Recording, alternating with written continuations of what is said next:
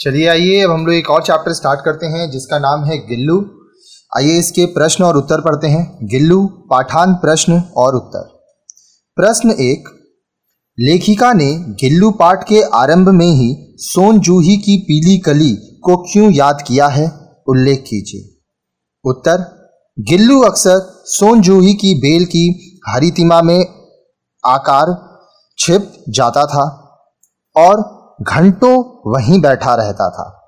अतः लेखिका ने गिल्लू की मृत्यु पर होने पर उसे उसी स्थान पर दफना दिया जो उसे बहुत प्रिय था। एक तरह से सोन जूही की बेल गिल्लू की समाधि थी। लेखिका ने जब वसंत ऋतु में सोन जूही पर पीली कली खिली देखी तो उसे गिल्लू की याद आई और गिल्लू के साथ बिताए हर एक पल स्मृति में छा गया। वह सोन जूही की उस पीली कली में गिल्लू को खोजती है। इसलिए लेखिका ने पाठ के आरंभ में सोन जूही की पीली कली को याद किया है। प्रश्न 2, घाव ठीक करने के पश्चात गिल्लू में कैसा परिवर्तन दिखाई पड़ा, उल्लेख कीजिए। उत्तर, गिल्लू को कौ ने अपनी चोंच से घायल कर दिया था। जब लेखिका ने उसे उठाया तो उसके बचने की उम्मीद नहीं थी। वह बेहोश सा था, उसका मुंह भी नहीं खुल रहा था। लेखिका ने बड़ी मुश्किल से उसके मुंह में एक बूंद पानी टपकाया। तीसरे दिन गिल्लू काफी अच्छा और आश्वस्त लग रहा था। वह अपने 2 नन्हे पंजों से लेखिका की उंगली पकड़कर अपनी नीली कांच की मोतियों जैसी आंखों से इधर उधर देखने लगा था। प्रश्न 3, निम्नलिखित का आशय स्पष्ट कीजिए। क, उसकी समझदारी और कार्यकलाप पर सबको आश्चर्य होता था। उत्तर, गिल्लू के रहने के लिए लेखिका ने डलियों को झूले की तरह टांग दिया था। गिल्लू उसमें बैठकर इधर उधर देखता रहता। उसे लेखिका से बहुत लगाव हो गया था। अतः लेखिका जब काम करने बैठती तो उसका ध्यान अपनी ओर आकर्षित करने के लिए वह उसके पैर तक आकर तेजी से पर्दे पर चढ़ जाता और फिर उतनी ही तेजी से उतर आता।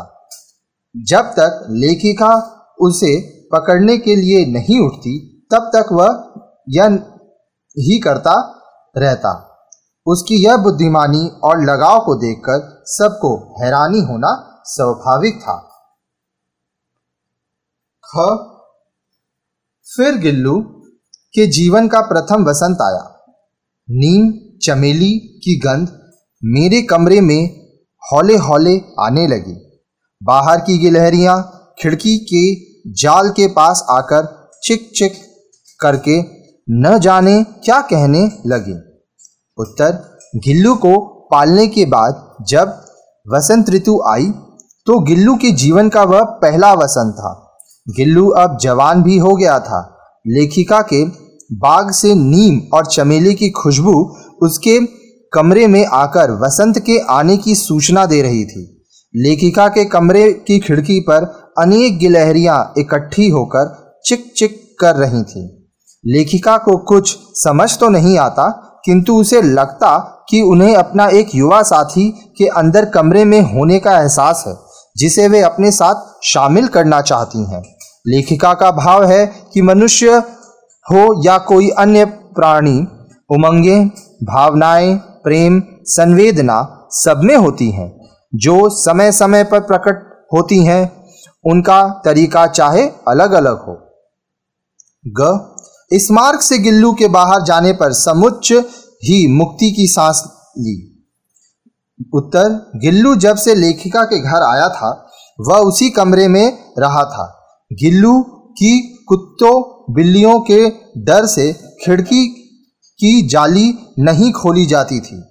जब वसंत ऋतु में अनेक गिलहरियां खिड़की पर आ जाती तो गिल्लू भी जाली पर मुंह लगाए बाहर देखता रहता। लेखिका को लगा कि शायद यह भी बाहर जाना और खुली हवा में सांस लेना चाहता है तथा अपनी संगी साथियों के साथ खेलना चाहता है। अतः लेखिका ने खिड़की की दी से कीले निकालकर एक कोना खोल दिया, जिससे गिल्लू बाहर आने जाने लगा। लेखिका को गिल्लू के बाहर जाने पर ऐसा लगा जैसे सचमुच मुक्ति की सांस ली हो। प्रश्न 4, गिल्लू की कौन सी बात आपको अच्छी लगी और क्यों? उत्तर, गिल्लू जैसा छोटा सा चंचल प्राणी सबको प्रिय होता है और उसके क्रियाकलाप सभी को खुशी देते हैं। क्यों? देखिए, गिल्लू क्या था? एक गिलहरी। परंतु जब लेखिका दुर्घटना में घायल हो गई और उसे कुछ दिन अस्पताल में रहना पड़ा, तब गिल्लू उदास हो गया। उसे न खुलने पर वह तेजी से आने झूले से उतरता और उसे न पाकर झूले में बैठ जाता। अस्पताल से लौटने पर जब लेखिका ने उसका झूला साफ किया तो उसमें काजू निकले, जिससे पता चलता था कि वह उदास था और उसने अपनी प्रिय वस्तु काजू भी नहीं खाया। जब लेखिका बीमार हो जाती तो वह उसके तकिए के सिरहाने बैठकर अपने नन्हे पंजों से उसके सिर और बालों को सहलाता और अपना प्रेम प्रकट करता। गिल्लू का लेखिका से यह लगाव और प्रेम और उसे जताने का संवेदनशील तरीका सभी के लिए हैरानी की बात है और एक प्रेरणा देता है कि जब एक छोटा सा प्राणी अपने ऊपर एहसान करने वाले के प्रति इतना संवेदनशील हो सकता है, तो हर मनुष्य भी ऐसा क्यों नहीं कर सकता। प्रश्न 5, गिल्लू रेखा चित्र की भाषा की प्रमुख विशेषताओं का उल्लेख कीजिए। उत्तर, रेखा चित्र साहित्य की वह विधा है जिसमें रचनाकार पात्रों को इस प्रकार शब्दों से चित्र खींचता है कि उसका एक रूपाकार हमारे सामने सजीव हो उठता है। गिल्लू भी महादेवी वर्मा का ऐसा ही रेखा चित्र है जिसमें गिल्लू की हर एक बात, हर एक काम हमारी आंखों के सामने एक चित्र प्रस्तुत कर देता है। इसका कारण है रेखा चित्र की भाषा शैली। महादेवी वर्मा ने गिल्लू रेखा चित्र में सरल और बोलचाल की भाषा का प्रयोग किया है। रेखा चित्र की शब्दावली अधिकांश तत्सम है, परंतु अंग्रेजी तथा अन्य बोलियों के शब्दों का भी प्रयोग स्पष्ट है। उदाहरणतः तत्सम, संधि, जीव, दृष्टि, काक, भुषुंडी, संभवतः, सुलभ, आहार, लघु प्राण, उपचार, रक्त, कार्यकलाप, आश्चर्य आदि, तद्भव, मिट्टी, बत्ती, मुंह, घर, पंक्तियां, उंगली, हाथ आदि, देशज, झब्बेदार, चौकाना, कांव कांव, चिक चिक, झुंड आदि, आगत, गमला, पेंसिलिन, दीवार, तेजी, लिफाफा, जाली, बिस्कुट, कॉलेज आदि। रेखा चित्र की भाषा सरस है जिसे पढ़कर पाठक को आनंद की अनुभूति होती है। लेखिका ने जिस प्रकार गिल्लू के रूप, रंग, क्रियाकलाप आदि का वर्णन किया है कि पाठक के सामने एक चित्र उपस्थित हो जाता है और गिल्लू की अनुभूति के साथ खुद को जुड़ा पाता है। पाठक उसके दुख में दुखी और खुशी में खुशी महसूस करता है। जब आप ये चैप्टर पढ़े होंगे तो इस चैप्टर को पढ़ते पढ़ते आपके मन में पूरा एक मूवी जैसा, एक चित्र जैसा चल रहा होगा। गिल्लू रेखा चित्र की भाषा की तीसरी विशेषता है प्रभावपूर्णता। पाठक जब कथा को पढ़ना शुरू करता है तो अंत तक बिना अवरोध के पढ़ता जाता है। पाठक कौन होते हैं? जो पढ़ रहा है। जैसे अगर आप पढ़ रहे हैं तो आप पाठक हुए। उसे पता ही नहीं चलता कि कब कथा का अंत हो गया। शब्दों का चयन एवं प्रयोग सटीक है। गिल्लू की भाषा में आत्मकथा का गुण भी है। जब लेखिका ने गिल्लू के साथ बिताए अपने क्षणों को याद किया तो वह आत्मकथा प्रतीत होती है। कुल मिलाकर कहा जा सकता है कि गिल्लू रेखा चित्र की भाषा शैली में रचना को सफल बनाने वाले सभी गुण मौजूद हैं। फ्लैशबैक तकनीक का इस सूचना में लेखिका ने बहुत सुंदर प्रयोग किया गया है। फ्लैशबैक का मतलब क्या होता है? आप अभी अपने जीवन में बीते हुए दिनों को या बीती हुई किसी घटना को जब याद करते हैं तो उसे फ्लैशबैक में जाना कहते हैं। ये एक अंग्रेजी शब्द है। प्रश्न 6, रेखा चित्र के अंतिम अंश में गिल्लू की मृत्यु का मर्मस्पर्शी चित्रण हुआ है। आपने भी कभी ऐसा कोई दृश्य देखा होगा जिसका आपके मन पर गहरा प्रभाव पड़ा होगा, उसका उल्लेख कीजिए। उत्तर, हमारी गली में एक काले रंग की कुतिया थी। अब देखिए, ये आपको अपने मन से कोई भी एग्जाम्पल देना है। यहाँ पे हम एक आंसर लिखें, आपको आइडिया मिल जाएगा। अब आप अपने से कोई भी आंसर लिख सकते हैं। हमारी गली में एक काले रंग की कुतिया थी। वह किसी को पालतू नहीं थी, परंतु सभी को प्रिय थी, जिसका कारण था उसका सरल स्वभाव तथा भोला चेहरा। वह अपनी चमकीली काली आंखों से जिस प्रकार देखती थी, उसमें एक बच्चे की मासूमियत दिखती थी। सभी लोग प्यार से उसे काली कहते थे। उसके 2 बच्चे थे जो काफी बड़े हो गए थे, लेकिन स्वभाव बिल्कुल उसके जैसा था। एक बार नगर निगम ने आवारा कुत्तों को मारने का अभियान चलाया तो उस सीधे प्राणी को भी जहर दे दिया। जैसे ही सबको पता चला, सभी लोग उसके आसपास इकट्ठा हो गए। वह तड़प रही थी और करुण आंखों से प्राण बचाने की याचना कर रही थी। याचना करना मतलब रिक्वेस्ट करना, प्रार्थना करना।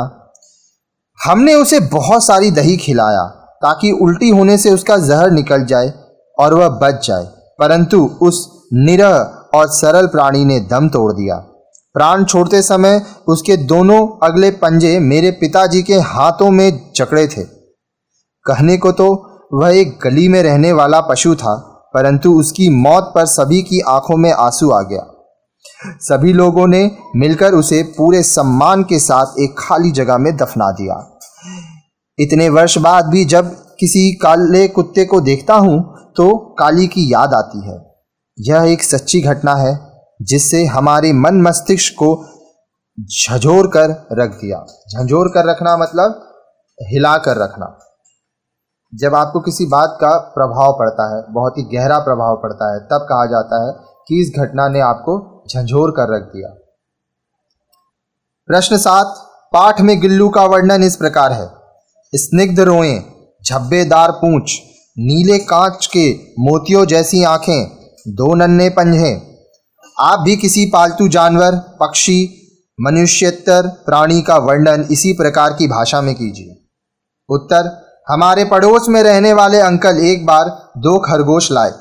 बहुत ही प्यारे रूई के गोले जैसे नर्म, चांदनी जैसे सफेद रंग वाले उन दोनों प्राणियों के पास सब बच्चे इकट्ठे हो गए तो वे दोनों अपनी लाल मोतियों जैसी आंखों से हैरानी से देख रहे थे। हमने उन्हें गाजर खाने को दी तो उन्होंने अपने मोती जैसे दूधिया दांतों में अपने नरम पंजों में पकड़कर उसे कुतरने लगे और कुछ देर बाद उनका डर भी समाप्त हो गया। तो देखिए, इस तरह से आप अपना आंसर लिख सकते हैं, कोई भी। ठीक है, चलिए परीक्षोपयोगी अन्य महत्वपूर्ण प्रश्न और उत्तर। प्रश्न 1, लेखिका ने गिलहरी के बच्चे को कहाँ देखा और वह किस स्थिति में था? उत्तर, लेखिका ने गिलहरी के बच्चे को गमले और दीवार की सिंध में छिपे हुए देखा। वह घोंसले से गिर पड़ा था और कौवे उसे अपना भोजन बनाने की ताक में थे। 2 कौवों के द्वारा चोंच मारे जाने के कारण गिलहरी का बच्चा बुरी तरह घायल हो गया था। जब लेखिका ने उसे देखा तो वह निश्चेष्ट सा गमले से चिपटा पड़ा था, मतलब अधमरा, ऐसा कि अब वो मर जाएगा। प्रश्न 2, गिल्लू को मुक्त करने के बाद जब लेखिका घर लौटी तो उसने क्या पाया? उत्तर, लेखिका ने अपने घर की खिड़की की जाली से रास्ता बनाकर गिल्लू को मुक्त कर दिया। वह अपना कमरा बंद करके कॉलेज चली गई। कॉलेज से लौटने पर उसने पाया कि गिल्लू खिड़की के उसी रास्ते से वापस आ गया और उसके पैर से सिर और सिर से पैर तक दौड़ने लगा। गिल्लू को भी लेखिका से गहरा लगाव था। यह देखकर लेखिका हैरान हो गई। प्रश्न 3, लेखिका ने गिल्लू को किस बात में अन्य पालतू पशु पक्षियों से भिन्न पाया? भिन्न पाना मतलब अलग होना। उत्तर, लेखिका के पास बहुत से पशु पक्षी थे और उनका लेखिका से लगाव भी बहुत था, लेकिन लेखिका को गिल्लू सबसे अलग लगा था। गिल्लू से पहले किसी भी लेखिका की थाली में लेखिका के साथ खाने की हिम्मत नहीं हुई किसी भी पशु की। गिल्लू लेखिका के पीछे पीछे खाने के कमरे में पहुंच जाता था और उसकी थाली में बैठने का प्रयास करता। लेखिका ने बड़ी कठिनाई से उसे थाली के पास बिठाकर खाना सिखाया। लेखिका को अपने साथ बैठकर खाने वाला पशु पहली बार मिला था, इसी कारण वह उसे सबसे अलग भिन्न लगता था। प्रश्न 4, गिल्लू ने गर्मी से बचने का क्या उपाय निकाला? उत्तर, गर्मी के दिनों में गिल्लू न बाहर जाता और न ही अपने झूले में बैठता था। वह लेखिका के पास रखी सुरहरी पर लेट जाता। ऐसा करने से वह लेखिका के समीप बगल में भी रहता और सुरहरी से उससे ठंडक भी मिलती रहती थी। इसी प्रकार गर्मी से बचने का उपाय उसने स्वयं ही खोज लिया था। स्वयं मतलब खुद से। प्रश्न 5, पाठ के आधार पर कौए को एक साथ समादृत और अनादृत प्राणी क्यों कहा गया है? उत्तर, लेखिका को गिलहरी का छोटा सा बच्चा गमले और दीवार की संधि में से प्राप्त हुआ था, जो शायद घोंसले से गिरने के बाद 2 कौओं का आहार बनने से बच गया था। लेखिका को कौओं की चोंच से घायल गिलहरी का बच्चा लगभग 2 वर्ष तक मानसिक सुख देता रहा। यदि कौवे उसे वहां न फेंकते तो वह कभी पालतू न बन पाता। इसलिए कौवे समादृत थे, पर निरीह जीव पर चोट करने के कारण वह अनादृत थे। प्रश्न 6, गिलहरी के घायल बच्चे का उपचार किस प्रकार किया गया? उत्तर, लेखिका ने 2 कौओं की चोंच से घायल गिलहरी के बच्चे को उठा लिया। वह कौओं द्वारा चोंच मारे जाने से बिल्कुल निश्चेष्ट सा गमले से लिपटा पड़ा था। लेखिका उसे धीरे से उठाकर अपने कमरे से में ले आई और रुई से उसका खून पोंछकर उसके घावों पर पेनिसिलिन का मलहम लगाया। लेखिका ने रुई की पतली बत्ती दूध में भिगोकर बार बार उसके नन्हे मुंह पर लगाई, किंतु उसका मुंह पूरी तरह खुल नहीं पाता था, इसलिए वह दूध भी न पी सका। तब काफी देर तक लेखिका उसका उपचार करती रही और उसके मुंह में पानी की बूंद टपकाने में सफल हो गई। लेखिका के इस प्रकार के उपचार के 3 दिन बाद ही गिलहरी का बच्चा पूरी तरह अच्छा और स्वस्थ हो सका।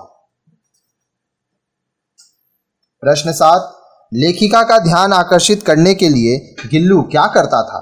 लेखिका ने घायल गिलहरी के बच्चे का उपचार करके उसे स्वस्थ किया और उसका नाम गिल्लू रखा। कुछ ही दिनों में गिल्लू लेखिका से काफी घुल मिल गया। जब लेखिका लिखने बैठती तो गिल्लू लेखिका का ध्यान अपनी ओर आकर्षित करने का प्रयास करता। इसके लिए वह लेखिका के पैर तक आकर तेजी से पर्दे पर चढ़ता और फिर उसी तेजी से उतरता। गिल्लू यह क्रिया तब तक करता रहता जब तक लेखिका उसे पकड़ने के लिए न दौड़ती। इस प्रकार लेखिका का ध्यान अपनी ओर आकर्षित करने में वह सफल हो जाता। लेखिका को गिल्लू की समझदारी और उसके इस प्रकार के कार्यकलापों पर हैरानी होती थी। प्रश्न 8, गिल्लू किन अर्थों में परिचारिका की भूमिका निभा रहा था? उत्तर, एक बार लेखिका मोटर दुर्घटना में घायल हो गई और उसे कई दिन अस्पताल में रहना पड़ा। अस्पताल से घर आने पर गिल्लू ने उसकी सेवा की। वह लेखिका के पास बैठा रहता। वह तकिए पर सिरहाने बैठकर अपने नन्हे नन्हे पंजों से लेखिका के सिर और बालों को इस प्रकार सहलाता रहता जिस प्रकार कोई सेविका हल्के हाथों से मालिश करती है। जब तक गिल्लू सिरहाने बैठा रहता, लेखिका को ऐसा प्रतीत होता मानो कोई सेविका उसकी सेवा कर रही है। उसका वहां से हटना सेविका के हटने के समान लगता। इस प्रकार लेखिका की अस्वस्थता में गिल्लू ने प्रचारिका की भूमिका निभाई? प्रश्न 9, गिल्लू की किन चेष्टाओं से यह अभ्यास मिलने लगा था कि अब उसका अंत्य समीप है? उत्तर, गिलहरी के जीवन की अवधि लगभग 2 वर्ष की होती है।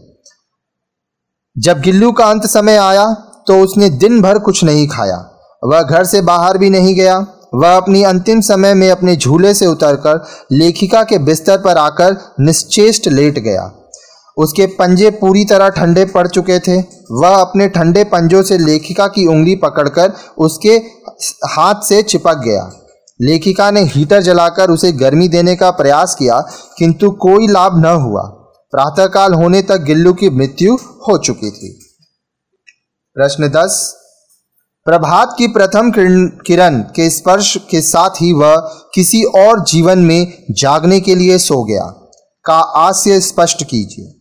उत्तर, प्रस्तुत पंक्ति के माध्यम से लेखिका स्पष्ट करना चाहती हैं कि प्रभात काल के समय गिल्लू की मृत्यु हो गई। प्रभात काल मतलब सुबह सुबह।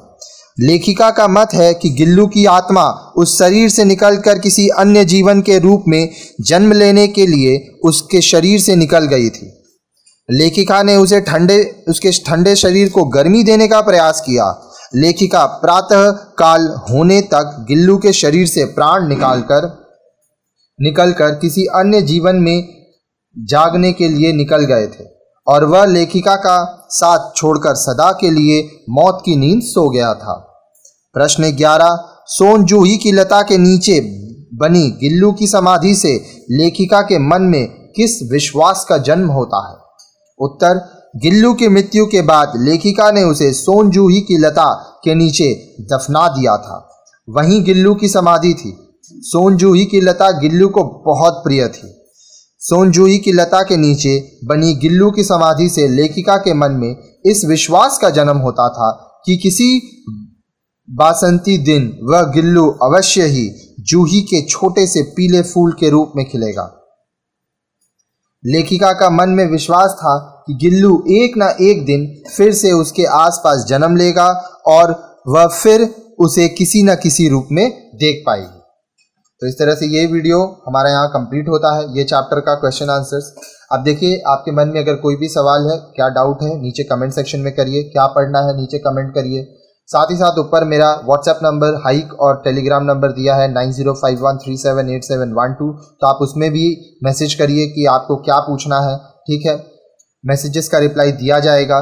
साथ ही साथ आप अगर चाहें तो आप हमारी मदद कर सकते हैं, आप हमें डोनेशन दे सकते हैं, क्योंकि आप हमारे चैनल से पढ़ रहे हैं तो आप हमारी भी मदद कर सकते हैं।